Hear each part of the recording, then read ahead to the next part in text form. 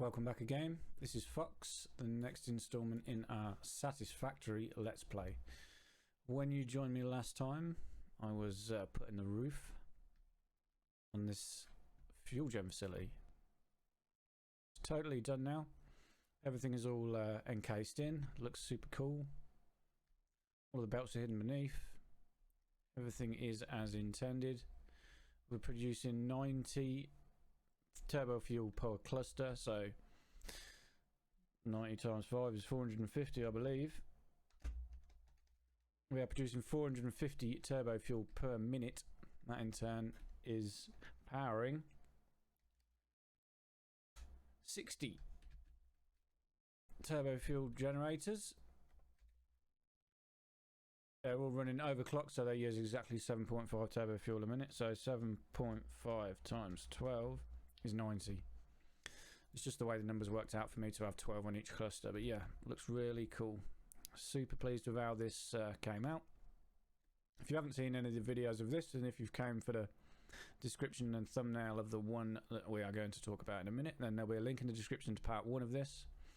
What I did in the first part was build this cool little coal power plant. This was mainly to set up the production of the turbo fuel to then in turn power the turbo fuel generators. So there's 3 or 4 videos in the series covering this. Now we are on to the next project. The main project for this entire save is going to be all of the power we can generate by uranium fuel rods.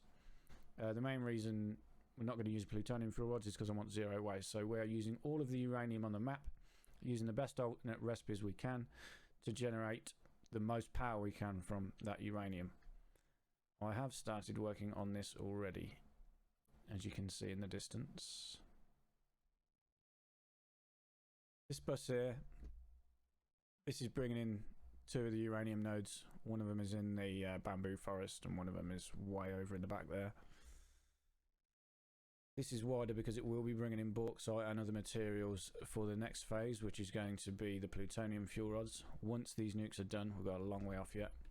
Bringing in some Catenium and some sulfur, I believe, from this cliff edge. There's a pure Catenium there. There's a sulfur up there. We need quite a lot of materials for this.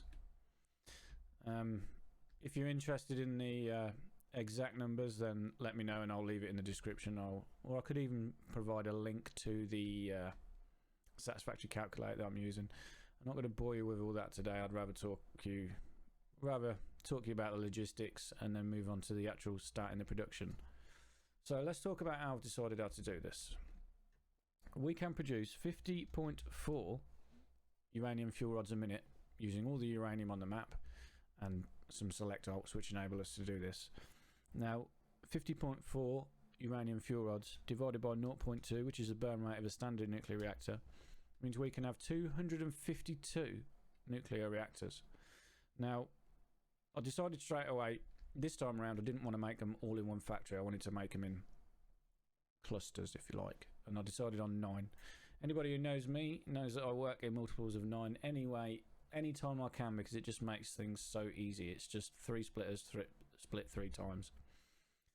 So for that reason it was easy for me. I decided on 9 clusters. So 252 divided by 9 was 28. That meant we can have 28 nuclear reactors, all clocked at 100 per cluster. That's dividing all the materials straight by 9. Easy peasy. Easy peasy it would have been if 28 was also divisible by 9, which it is not. So I decided to do 27 nuclear reactors in each cluster. We could have 28, but I decided to go for 27. That meant each one is going to be overclocked a tiny amount. They're going to be running at 103.7%, so a 3.7% overclock on each one. It's a lot of it's wasting a lot of power showers, but I use creative mode, so I wasn't about that.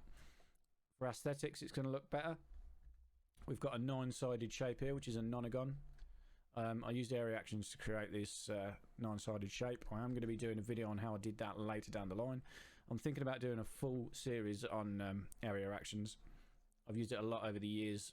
Really quite good with it, to be honest. I can use it to do a lot of stuff. I know its functions inside and out. A couple of people from the Facebook group and my Discord have said they would like to do that. So yes, I will be doing that. So yes, 9-sided shape. 28 or 27 divided by 9 is 3. That means we're going to have 3 nukes on each one of these platforms. 3 times 9 is 27.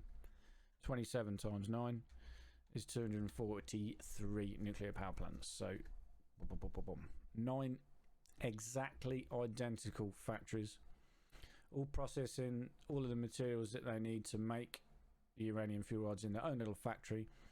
They're going to ship the rods up, split them out, get the water up there somehow, and then yes, deal with the plutonium at a later date. I've already got ideas for the plutonium and what we're going to do with it. So we'll talk about what resources we need for this.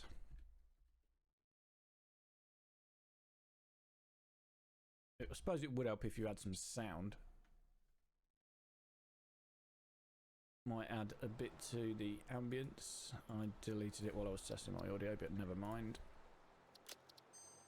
Yes, the materials we need are iron ore, copper, raw quartz, limestone, uranium, sulfur.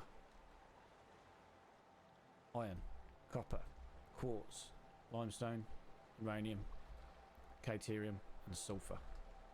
Everything was pretty easy to divide up, if I'm honest. I made it as easy as possible. Some of them needed like 700 of one item per cluster. I gave them a pure node. If I could make it easy for myself, I would. This is not the best use of all the materials that I could have done. I am, as I say, I am bringing more into this bus than what is needed. But I am only using a smidgen of what's on the map. It's nothing crazy. I think there's 3 pure iron, 3 pure copper and 1 normal. I'm using a pure and a normal quartz. Limestone only needed 900, so I'm using a normal and a pure, normal and an impure. The uranium and the sulfur both use the same amount. There is 3 normal nodes of uranium and 1 impure on the map. That is it. That was easy for me to split. Same with the sulfur. The way I did that is each normal line of uranium and normal line of sulfur is supplying 2 clusters. And they needed 233 or something like that. So there was 140 something left over. What is left over from the uranium, you'll see when we skip to the next bit, what is left over from each of the normal lines is being overflowed into the very last lane, which is impure, and then it shoots off to the end and it's feeding the last 3. So that's the only one where I had to do something creative with. The quartz, a normal and a pure, that was enough to do everything we need. The quartz I'm getting from the quartz cave here, I simply did a 2 to 3 balancer because I wanted 3 lines going in. Each one could be split into 3 and deal with 3 clusters. So 3 lines split into 3 is 9. So we've got a normal quartz node out the back here, a pure quartz node here. This is a normal one coming in, split 3 times. This is a pure one, split 3 times, and then going into 3 mergers. So each one of these mergers has got a normal and a pure coming into it. Normal, pure, normal, pure. That gives us 3 identical lines of quartz. Quartz is being used to make silica and pure quartz crystals, as you would imagine. The limestone is mainly only being used to make cheap silica. Quartz is a limited resource, or quite a limited resource compared to some of the other ones on the map. Talk about why I chose to do this here as well. I mean, why would you not choose to use this space here?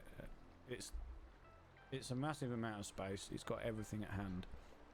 This is probably the best point on the map for resources. I'll just show you quickly what we've got to hand really close. These are 2 pure quartz nodes. In that cave we've got another pure quartz node and a medium, a normal. We've got 4 pure iron nodes up on this cliff. There may even be 5. Got a feeling it is 4 though. Yeah, 4. We don't get that glowing effect from the nodes anymore since one of the updates. So yeah, anyway, there's 4 pure iron nodes. There's a pure copper, 2 pure copper here, I believe. Yeah, 2 pure copper. We've got the pure Catenium, and I believe this sulfur is a pure, if I remember right. No, it's a normal. So you've got every item in the game within a grasp. You've got the impure uranium up here, For now, this is just belted down very crudely. I will be making some drones to get me this down and make it look better in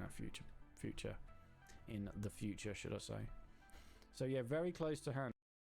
So 2 pure copper, 4 pure iron, 3 pure quartz, 1 normal quartz. You've got Catenium on the cliff over there. You've got another sulfur and then another 2 sulfur down there. You've got bauxite just up there. It's not the central point on the map, not by a long shot, but you've got a lot of pure nodes and all of the real good materials. The only thing what you haven't got close is I believe the nitrogen.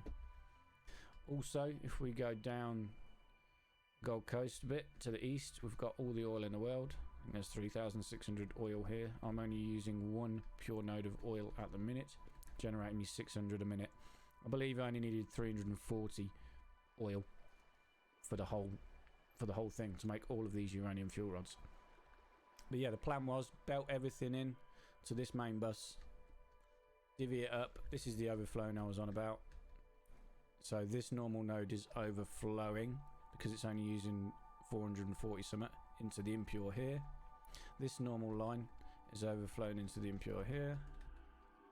This middle normal, this is the last normal node here, overflowing into the impure line here.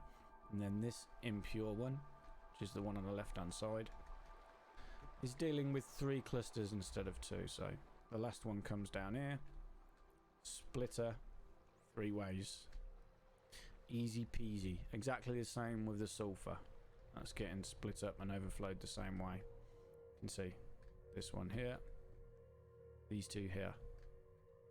Everything else was quite straightforward. As I say, if it needed 600, if it needed 550, I'm just sending a normal node to it. Very, very crudely belted in at the minute. I'm in 2 minds what to do. I mean, I may just leave it because, in all honesty, who cares? It looks cool at this junction. I'm going to cover this over, make it look a lot better. But yeah, for now, that's all I wanted to talk about in regards to the gathering of the materials. It is literally just belted in everywhere. I've used no trains, no drones or nothing. I've just got it to this central point anywhere I can. What we're going to do now is we're going to jump forward a little bit. I have been working on this a bit more. We're going to jump forward a little bit and I'm going to show you the start of the uranium fuel production in one of the clusters. So we'll be right back, 2 secs. Okay, so here it is. This is the first little cluster, the first bit of production I've been doing. I may change the beltwork underneath a little bit. We'll talk about that in a bit. The main reason being the quartz crystal production over there ultimately needed to come all the way back across to the other side of the factory. So talk about what's going on here and what recipes I've got going on. Ultimately, everything, this is all in preparation for 2 lines of 9 manufacturers which are going to be on the next floor. One line of the manufacturers is going to be making the uranium fuel rods and the other one is the pellets, or whatever you call them. Uranium pellets. So yes, the sulfur and the uranium is untouched on the floor below, that coming straight up. The silica is being made over there. We're using the cheap silica recipe. We'll show you that in a bit. It's using limestone and quartz to make silica. Quickwire, everybody knows about quickwire. It's Catenium. We're making crystal oscillators, beacons and electromagnetic control rods. So everything on this floor is to make these 5 items, which is electromagnetic control rods, beacons, crystal oscillators, silica and quickwire. So to start with the oil, showing you the 1 pure oil node I was using over there. This is hidden under the water here. If we go down you can just see the oil here. It's 1 pipe running the whole length of this and then I'm just branching up from it, bringing the oil in, sending it straight up to these 2 refineries. Now these 2 refineries are both making me polymer resin and heavy oil residue. One is using the ultimate polymer resin, one is using the ultimate heavy oil residue. So both of them are making heavy oil residue and polymer resin, just in varying different amounts. I've overclocked them, or underclocked them should I say, to make exactly what I want. This one is at 60.8, this one is at 36.125, it's just what I needed. Now the heavy oil residue is going into this refinery to make petroleum coke. This is being used to make the pet coke steel ingots, whatever you call it, coke steel ingots instead of coal. I had to bring the oil in anyway to make the polymer resin to make the rubber, so we might as well use the heavy oil residue to make the petroleum coke. Worked out perfectly well, no waste, just worked out perfect. So oil into heavy oil residue into petroleum coke, which is being mixed with the iron to make me steel ingots. The iron is being split into two places around this factory. One of them is here, the next one it is going to make me copper alloy ingots. So copper ingots, but you mix them with iron, you get more out of your copper. Iron is not a problem, especially in this part of the map, because we've got those 4 pure nodes up on that cliff. I'm only using 3, I believe. So yes, the polymer resin then goes into these 3 refineries, making me rubber. It is a residual rubber recipe. It literally uses polymer resin and water. All of the water for this whole platform is being produced by 2 overclocked water extractors. The water pipe snakes around the perimeter. It's fed into every building that needs it, just straight up. No problem. Make sure it's all saturated before. Easy peasy. That takes care of the refineries on this part. We've then got pure Catenium ingots. Again, everything is clocked to output me the exact amount that I need. This is at 97.68. There's 1, 2, 3, 4, 5, 6, 7, 8, 9. 97.68 times 9. It's just over 800. That can't be right. No, making 11.722. Just over 100 Catenium ingots a minute. Then they are then getting mixed with the copper alloy ingots, which we spoke about earlier, to make me the quick wire. I've got 3 separate setups of quick wire. I call it balancing my materials at source. Instead of just inputting all this Catenium onto as many belts as it needed, trying to divvy it up later down the line, I always just clock the machines to make the exact amount that we want. This 700, I needed exactly 700 to go up to the next floor to deal with the 2 lines of manufacturers that we spoke about earlier. These 2, I needed 210 to come in here and make the stators. These are getting mixed with steel pipes, we'll talk about that in a minute. And I needed 496.533 to make the AR limiters with the copper sheets. So yeah, all I did was work out roughly how many, well, worked out exactly how many assemblers it would need. If it was 8.755, I made 9 and then underclocked them all down slightly to give me the desired amount. Easy peasy, nothing crazy, nice and straightforward. So yes, clock your machines so they output exactly the amount that you need to send to the next part of the factory. I use this everywhere all the time. I never just chuck it all on a belt and then try and divvy it up later on. It just never works. It's too much of a pain. I mean, you can just overflow the lines and try and work it out best you can, but this method, tried and tested for me, works best every time. They're getting exactly the amount that they need. There is no waste. I don't have to overflow anything into anything else, so best way to do it. We spoke about this AR, the copper sheets. These use copper ingots. Obviously, copper ingots are being made over here.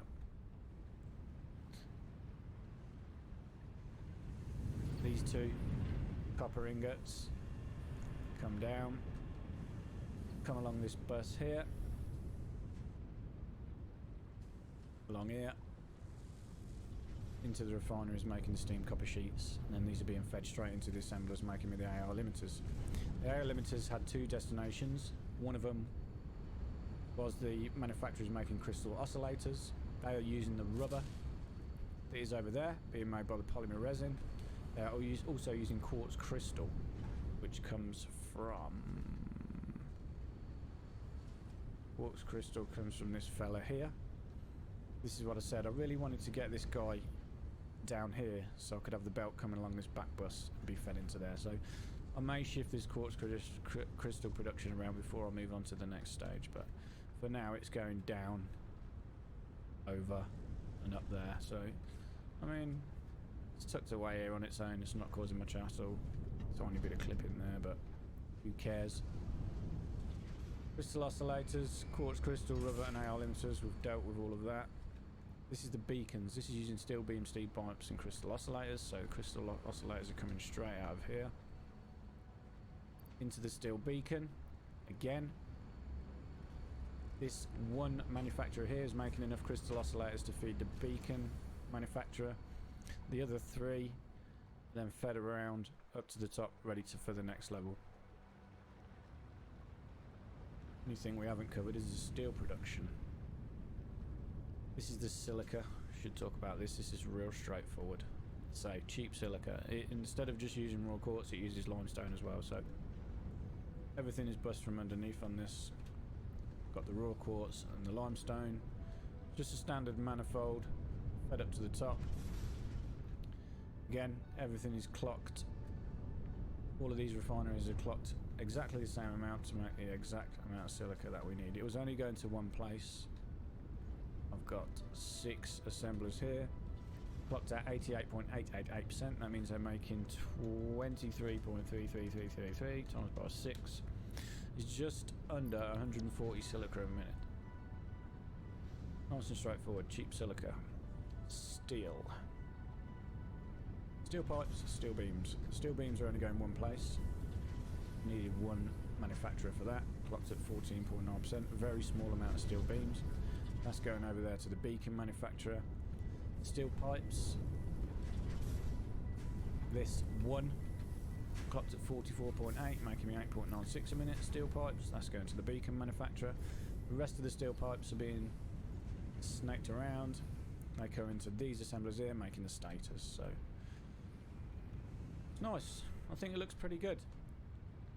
Everything was kept nice and neat by the fact that we are belting as much of it as we can underneath. I mean, I could have done a lot more of the balancing underneath, but I mean, when we're outputting a line of manufacturers here, and the next line is next to it, I mean, why not just belt it around and get it going in? I don't think it looks too bad. Yes, the next job is then put another floor on, 2 rows of manufacturers, and then figure out how we're going to get everything to the top and deal with the water. But that is for another video. I think we've covered enough for now. Quite a big project, as you could see. This took me about 4 hours to do this platform, get it all working nice. Took me about 6 hours to get all the materials to here, so we're only about between 10 and 12 hours on this entire project so far. This is going to take me at least another 10-15 hours to get this up and running and working. Plus I've got to find a cool way of getting everything up to the top and the water. This is going to use a lot of water. Yep, you're gonna like what it looks like when we come out of the next video. But for now, I hope you enjoyed this. Please stay tuned, give it a thumbs up, subscribe if you haven't already. Join the Discord. We've got, I'd say, between 2 and 3 people join the Discord every day, and that has shot up since I've started doing Satisfactory videos, as well as my own ones. They're becoming quite popular. As well as this Let's Play, as I say, I'm going to be doing videos covering basic stuff, and maybe, as I said, area actions and pack utilities. Some of the QOL mods that I use. Certainly, I will be covering area actions in great detail. Yeah, as always, stay tuned for the next one, and yeah, subscribe. Thanks for watching.